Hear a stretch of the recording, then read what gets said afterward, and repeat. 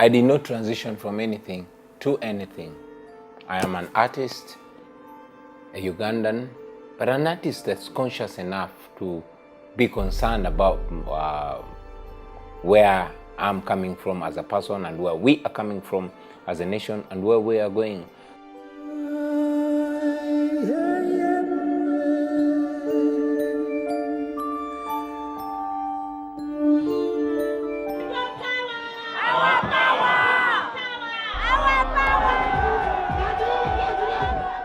Fairly often in Uganda, we hear news about the artist who's challenging the country's president, Museveni, who's been in office for the past 34 years. Robert Kyagulanyi Sentamu, popularly known as Bobi Wine, has become a symbol of revolution for many young people in Uganda. According to the World Population Review, over 70% of Uganda's 44.7 million people are under the age of 25. I like to mention that since President Museveni took power and promised that he and his team would lead Uganda for only 4 years and return power to civilian rule, when many Ugandans realized that that was a lie, I mean, I was still a young boy, resistance started against Museveni. So Ugandans have been resisting the excesses of President Museveni. Even when I was deeply involved in my music, like Fela said, when I was busy teaching my generation nonsense through my music, you know, I was one of the artists that were mentally sterile. I was not conscious, well, I might have been a little bit conscious, but it was not to the levels that were required. So I cannot give credit to this resistance to myself. You notice that we have an opposition leader called Dr. Kizza Besigye, who was a personal physician of Museveni, but came out to stand against him. You know, there's a general called General Mugisha Muntu, who was the first army commander under the Museveni regime. He also came out to denounce the dictatorial tendencies of President Museveni. So I am not the first person. I just came in, first of all, because I knew that I had a role to play. And most importantly, because I noticed that the young people of my generation had basically neglected their historical responsibility of standing and being counted, well knowing that all over the world, transformations and revolutions and nations have been changed and built by the young people of that time. So it was my historical call to the young people of Uganda and indeed the young people of East Africa and Africa as a whole to take responsibility and to answer the call of history to rise to the occasion and take part in the governance of their country. That's when I came in. I know that I've gone quite through a lot, but again, I cannot compare that to what people silently go through.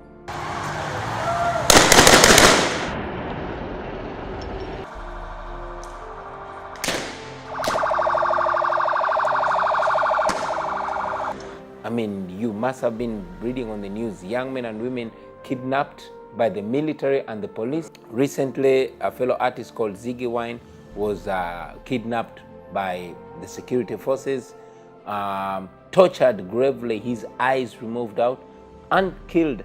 So many people have gone through so much.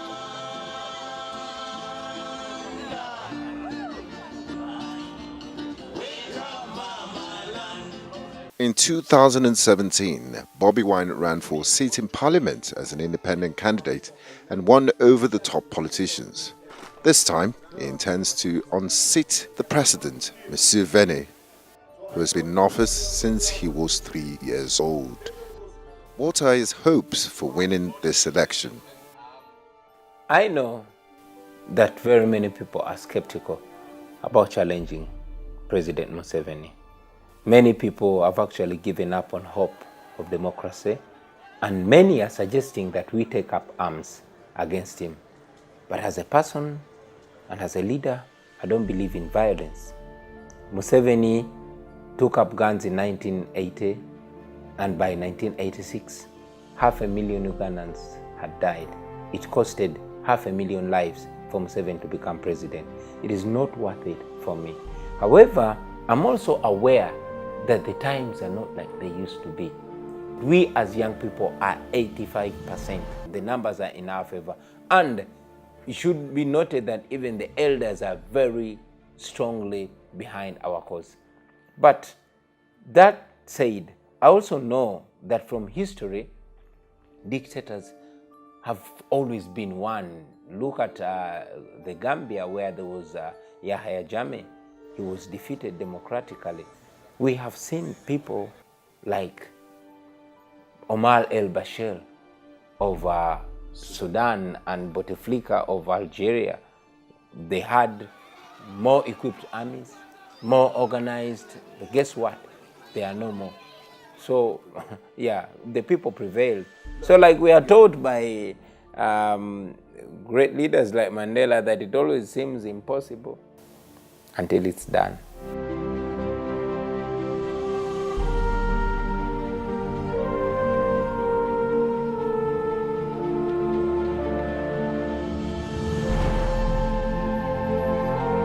His activism has not come at little cost.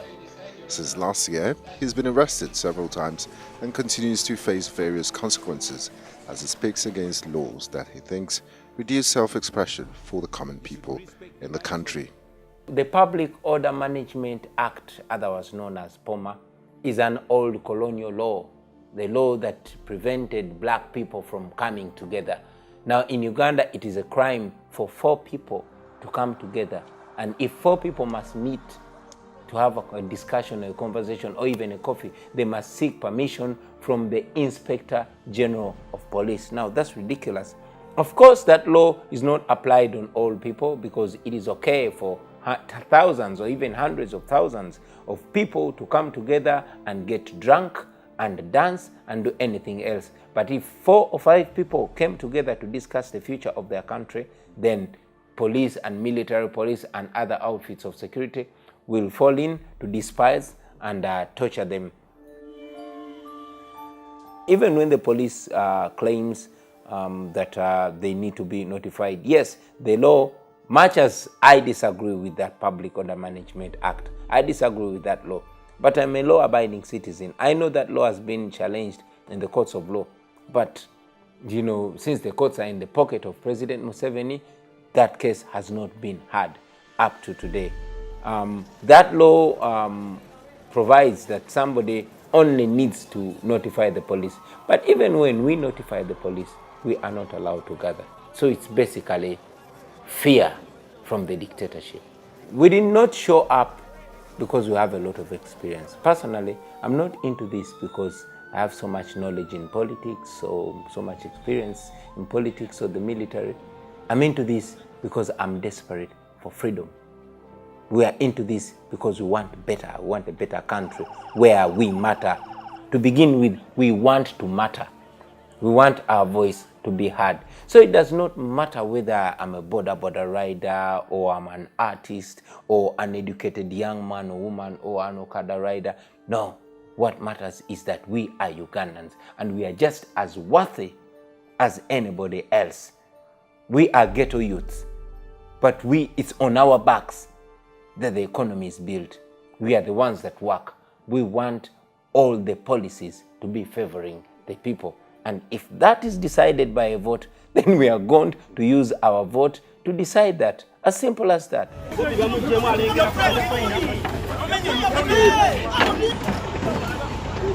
breaking my hand.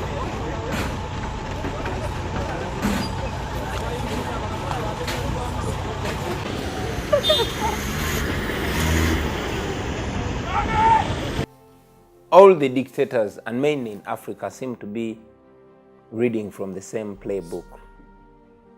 Sadly enough, they only read the middle, they don't read the ending, because the ending has always been the same. Oppressed people have always prevailed over their oppressors.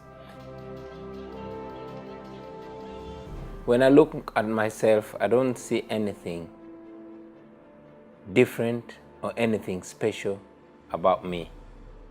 Whatever I'm doing, people have done in even greater magnitudes. Whatever I'm talking about, Fela talked about extensively. Whatever I'm doing, people have done, those that are known and those that are not known. I think I, together with the people we work with, I think we as a generation are just fortunate that we represent an idea whose time is so ripe.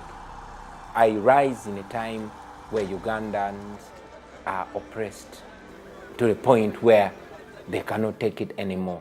It has been 34 years. I rise at a time when Uganda and indeed Africa has the youngest population in the world, a very widely connected population, informed population. So all these that you see are very many factors coming together. And myself, I'm only just one of the minor factors that fit into this. You know, it is more like a choir. It's like a choir where there's bass and alto and tenor and all these other beautiful voices. Or like a band where ultimately the band leader or the guy that stands in front of the band takes all the attention and the credit, but indeed a collective effort of people that do it deliberately and others do it unknowingly. It is nature bringing all this together. Well aware of the possibility of being overtaken by power, like men before him, Bobi has a strategy to keep himself and the leaders of his generation in check. Young African leaders rising up, it gets me very hopeful and optimistic, but does not excite me. Why don't I get excited? Because I know Africa has been here before. We have had a generation of the great Sajefo Kwame Nkrumah. We've had Mwalimu Julius Nyerere. We've had leaders like President Museveni, like Robert Mugabe. These are leaders that at one time were described as the new breed of African leaders. These were prized revolutionaries. And when you look at what they were saying when they were my age, oh, it's amazing. However, we all know what they turned into, because we know that power corrupts and absolute power corrupts absolutely.